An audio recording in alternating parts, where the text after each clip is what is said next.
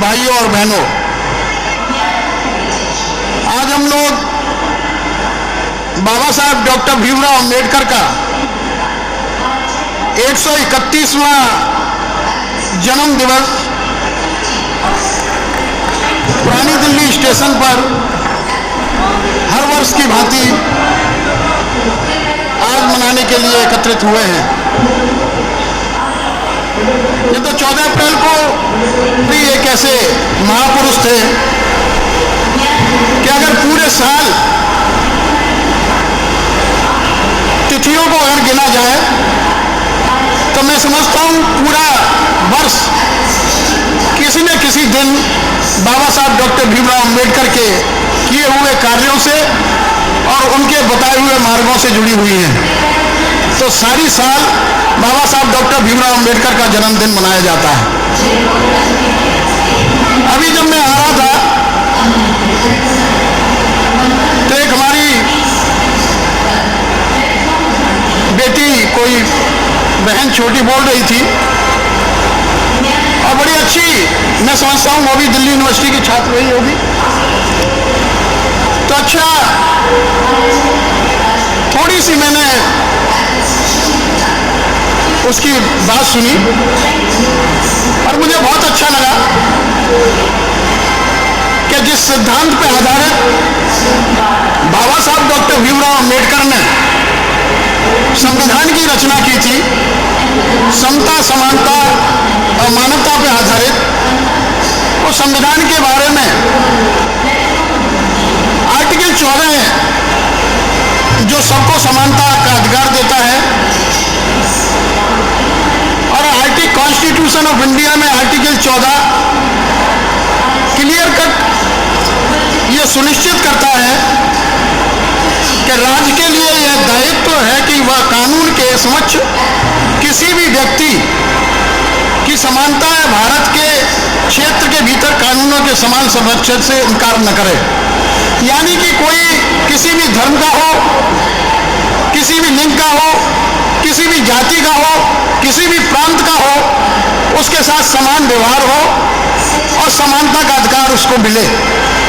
ये बाबा साहब डॉक्टर भीमराव अंबेडकर ने जो संविधान हम लोगों को दिया वो इतना सुंदर और इतना अच्छा संविधान है कि दुनिया के जितने भी संविधान बने उन सबसे अच्छा संविधान अगर किसी ने बनाया तो डॉक्टर अंबेडकर ने बनाया।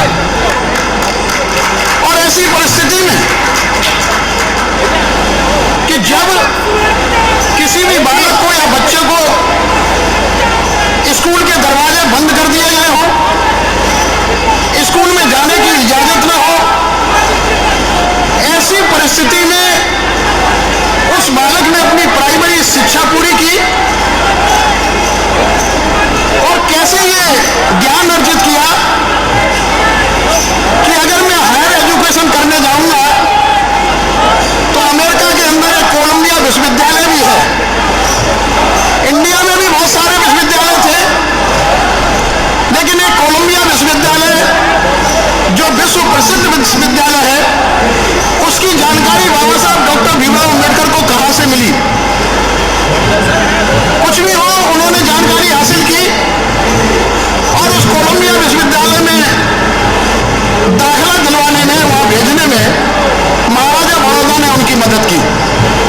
महाराजा बड़ौदा की छात्रवृत्ति के आधार पर बाबा साहब डॉक्टर भीमराव अंबेडकर कोलंबिया विश्वविद्यालय गए, वहां पर उन्होंने एमए की पढ़ाई की, पीएचडी की डिग्री अपनी पूरी की। उसके बावजूद भी बाबा साहब डॉक्टर भीमराव अंबेडकर की जो अभिलाषा थी पढ़ने की, जो एजुकेशन प्राप्त करने की अभिलाषा थी, उसको पूरा करने के लिए वो इंग्लैंड के पॉलिटिकल साइंस और इकोनॉमिक्स इंस्टीट्यूट में दाखिला लेने के लिए बीएससी की डिग्री हासिल करने के लिए चले गए और साथ में ही इंग्लैंड में ग्रेजुएशन यूनिवर्सिटी में उन्होंने विधि की पढ़ाई शुरू कर दी।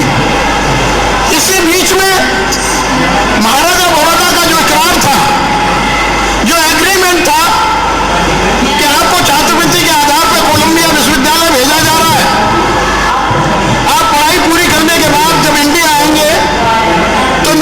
रियासत में नौकरी आपको करनी पड़ेगी। बाबा साहब को वापस आना पड़ा और आने के बाद में जिस तरीके से महाराजा बड़ौदा के यहाँ नौकरी करने पर उनको अपमानित करना पड़ा, ये आप सब लोग अच्छी तरीके से जानते हैं। उनको रहने के लिए मकान नहीं मिला, पीने के लिए ऑफिस में पानी नहीं मिलता था, चपरासी फाइल को फेंक करके देता था, यानी कि उनके साथ अमानवीय व्यवहार किया जाता था। और इस व्यवहार से रुष्ट होकर के बाबा साहब डॉक्टर भीमराव अंबेडकर ने महाराजा बड़ौदा को शिकायत की, लेकिन महाराजा बड़ौदा भी उनकी मदद नहीं कर पाए। अंत में उन्होंने प्रण किया कि मैंने हायर एजुकेशन तो ले ली है, मैं चाहता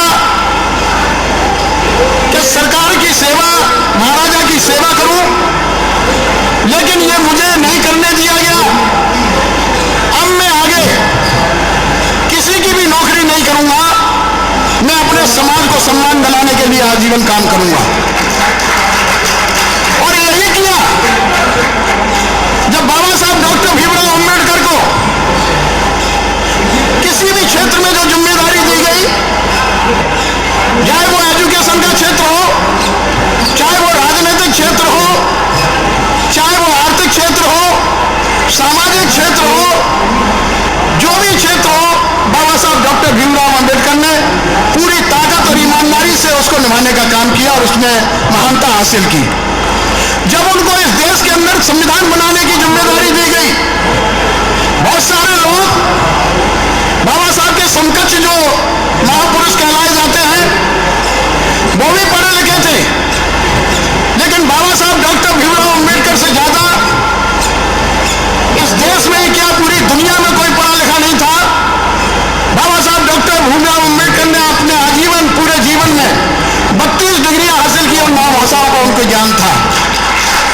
और उसी के ज्ञान के आधार पर जब बाबा साहब डॉक्टर भीमराव अंबेडकर को संविधान बनाने की जिम्मेदारी दी गई, तो उन्होंने 2 साल 11 महीने 18 दिन के अंदर इस देश का समता, समानता और मानवता पर आधारित जो संविधान दिया, और उस संविधान की बदौलत जिस देश के अंदर हर किलोमीटर पर भाषा बदल जाती हो, जिस देश के अंदर हर किलोमीटर के बाद में प्रांत बदल जाते हो, तमाम धर्म है, तमाम प्रांत है, तमाम भाषाओं को मानने वाले लोग हैं, ये सभी लोग अगर आज एक सूत्र में बंधे हुए हैं, ये सभी लोग अगर अखंड भारत में रह रहे हैं, तो ये बाबा साहब डॉक्टर भीमराव अंबेडकर की संविधान की बदौलत है।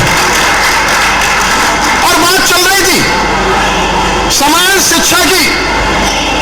बाबा साहब डॉक्टर भीमराव अंबेडकर का सपना था कि इस देश के अंदर समान शिक्षा हो, चाहे वो गरीब का बेटा हो, चाहे वो अमीर का बेटा हो, स्कूल में पढ़ने का सबका अधिकार हो, समान शिक्षा दी जाए, क्योंकि शिक्षा का असर पड़ता है।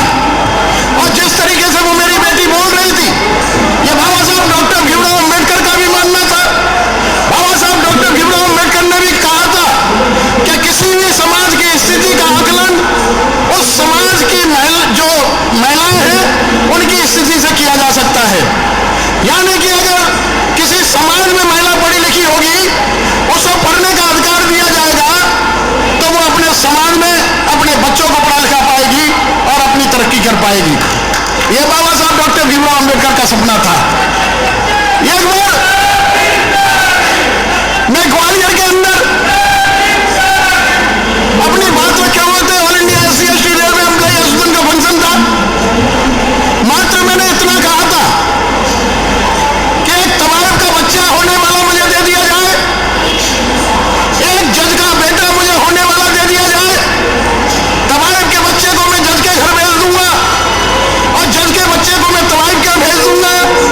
और जब बड़े होकर के वो होश संभालेंगे और पढ़ लिख करके बड़े होंगे, तो जो तवायफ का बच्चा जज के पढ़ रहा है, वो किसी कोर्ट में बैठा हुआ तो जज होगा या चीफ प्रैक्टिस कर रहा होगा, या जज का बच्चा जो तवायफ क्या पढ़ रहा होगा, वो अपनी बहन बेटियों में सौदा कर रहा होगा। ये समान शिक्षा का अधिकार है दोस्तों। अगर हम लोगों को समान शिक्षा मिले, हम लोगों को एक जैसी शिक्षा मिले, तो मैं ये दावे के साथ कह सकता हूं कि जिस तरीके से बाबा साहब डॉक्टर भीमराव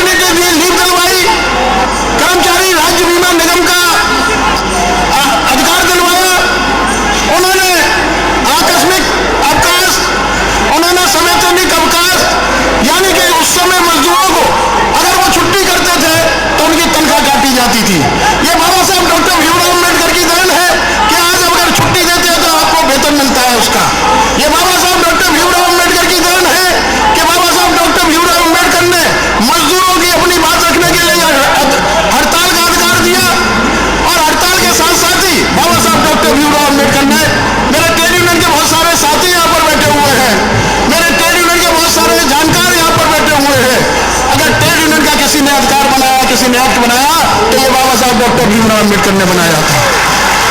और बाबा साहब डॉक्टर भीमराव अम्बेडकर ने मनमाड़ के अंदर 1932 में रेल दलित कामगार परिषद को संबोधित करते हुए कहा था कि मेरे दलित भाइयों, मैं आपको आह्वान करना चाहता हूं कि आप अपना एक संगठन बनाओ। अपना अगर संगठन नहीं बना सकते तो जो चलती हुई जो ट्रेड यूनियन है उसमें आप अपनी भागीदारी निभाओ। तो आज मैं ये बताना चाहता हूं, उन्होंने ये भी कहा आगे कि शर्त यह है कि ट्रेड यूनियन में अगर आप भागीदारी निभाते हो तो वो आपका मिसयूज न कर पाए। तो आज all India SC/ST railway employee association का गठन हुआ है तो ये बाबा साहब डॉक्टर भीमराव अम्बेडकर की विचारधारा पर गठन हुआ है। बहुत सारी चर्चाएं, एक मुख्य अतिथि होने का नुकसान यह भी होता है, महेश जी ने भोजन की भी व्यवस्था की है, बहुत सारे लोग भोजन के लिए भी यहां बैठे हुए हैं और मुझे सबसे अंत में बुलवाया गया, लेकिन कोई बात नहीं, लोग यहां बहुत सारे उपस्थित हैं। मैं मात्र यह कहना चाहूंगा कि बाबा साहब डॉक्टर भीमराव अम्बेडकर अगर न हुए होते तो आज ये समझिए कि हमारी स्थिति क्या हुई होती। बाबा साहब डॉक्टर भीमराव अम्बेडकर को, जैसा कि मेरे पूर्व वक्ता जगवीर सिंह ने बताया कि हमें जो वोट का अधिकार दिया वो बाबा साहब डॉक्टर भीमराव अम्बेडकर की बदौलत है। नहीं, उस समय वोट का अधिकार उनको दिया जाने वाला था जिनको टैक्स पे करता हो, जो मैट्रिकुलेशन की परीक्षा जिसने पास कर ली हो। अगर ऐसा होता तो मैं समझता हूं अनुसूचित जाति जनजाति को, जिनको विद्यालय में घुसने का अधिकार नहीं था, जिनको स्कूल के दरवाजे देखने का अधिकार नहीं था, अगर वो मैट्रिकुलेशन न कर पाते तो तमाम मेरी महिलाएं, तमाम हमारे जो भाई हैं अनुसूचित जाति जनजाति और वंचित वर्ग के लोग, उनको वोट डालने के अधिकार से वंचित किया जाता। बाबा साहब डॉक्टर भीमराव अम्बेडकर ने महिलाओं को समान अधिकार दिलाने की वकालत की थी और बाबा साहब डॉक्टर भीमराव अम्बेडकर ने कहा था किसी भी देश का प्रजातंत्र तब मजबूत हो सकता है जब उस देश की महिलाओं की मजबूती देखी जाए। वहां पर बाबा साहब डॉक्टर भीमराव अम्बेडकर ने जब इस बात की चर्चा की थी तो उन्होंने पहला, जब इस सरकार में पहला कानून मंत्री बनाया तो बाबा साहब डॉक्टर भीमराव अम्बेडकर ने हिंदू कोड बिल की प्रस्तावना की। उस हिंदू कोड बिल में, जिसमें आपके पुराने ग्रंथों में लिखा हुआ है ढोर गमार शूद्र परसु नारी ये सब तारण के अधिकारी, यानी ढोर को भी, गमार को भी, शूद्र को भी और नारी को भी एक ही हे दृष्टि से देखा जाए, उनको दास बना के रखा जाए। इस पर बाबा साहब डॉक्टर भीमराव अम्बेडकर ने कानून मंत्री रहते हुए हिंदू कोड बिल की प्रस्तावना की। और हिंदू कोड बिल में क्या था? नारी को समान अधिकार देने की बात थी, पिता की संपत्ति में अधिकार मिलना चाहिए था, विधवा को पुनर्विवाह करने का अधिकार मिलना चाहिए था, कोई विधवा अगर विवाह न करना चाहे, बच्चा गोद लेना चाहे तो उसे बच्चा गोद लेने का अधिकार मिलना चाहिए था। इससे हिंदू कोड बिल से पहले ऐसी कोई प्रस्तावना नहीं थी। बाबा साहब डॉक्टर भीमराव अम्बेडकर ने जब इसकी प्रस्तावना संसद में रखी तो तमाम कट्टरवादी हिंदुओं ने इसका विरोध किया। अंत में बाबा साहब डॉक्टर भीमराव अम्बेडकर ने कानून मंत्री के पद से त्यागपत्र दे दिया और त्यागपत्र देने के बाद ये बाबा साहब डॉक्टर भीमराव अम्बेडकर की मेहनत की देन थी कि वही बिल 4 भागों में विभाजित हुआ, चाहे वो हिंदू मैरिज एक्ट हो, चाहे वो डाइवोर्स एक्ट हो, चाहे वो एडॉप्शन एक्ट हो। ये बाबा साहब डॉक्टर भीमराव अम्बेडकर के बनाए हुए कानून थे दोस्तों। बाबा साहब डॉक्टर भीमराव अम्बेडकर आजीवन इस बात के लिए संघर्ष करते रहे कि जो हिंदू धर्म में कुरीतियां हैं उनको किसी भी तरीके से मैं खत्म कर पाऊं। बाबा साहब डॉक्टर भीमराव अम्बेडकर हिंदू धर्म में व्याप्त कुरीतियों को खत्म नहीं कर पाए। अंत में उन्होंने रुष्ट होकर के हिंदू धर्म छोड़ करके बौद्ध धर्म ग्रहण किया। बाबा साहब डॉक्टर भीमराव अम्बेडकर चाहते तो वो ईसाई बन सकते थे, बहुत बड़े पादरी हो जाते कहीं जाकर के। बाबा साहब डॉक्टर भीमराव अम्बेडकर चाहते तो मुसलमान धर्म ग्रहण कर सकते थे, कहीं भी बहुत अच्छी पदवी उनको मिल सकती थी। बाबा साहब डॉक्टर भीमराव अम्बेडकर चाहते तो सिख धर्म एडॉप्ट कर सकते थे। तो समता, समानता, मानवता पे आधारित है और उसी भी आधार के आधार पर बाबा साहब डॉक्टर भीमराव अम्बेडकर ने संविधान की संरचना की। जो आज संविधान हमारे देश का एक ग्रंथ है, हमारे देश का एक बाइबल है, हमारे देश का एक कुरान है, जिसके बिना ये देश नहीं चल सकता। तो आज दोस्तों मैं ये भी कहना चाहूंगा कि all India SC/ST railway employee association हर उस चीज का विरोध करेगी जो बाबा साहब के बनाए हुए संविधान को छेड़ने का प्रयास करेगी, क्योंकि बाबा साहब डॉक्टर भीमराव अम्बेडकर के बनाए हुए संविधान में वो सारी तमाम जानकारी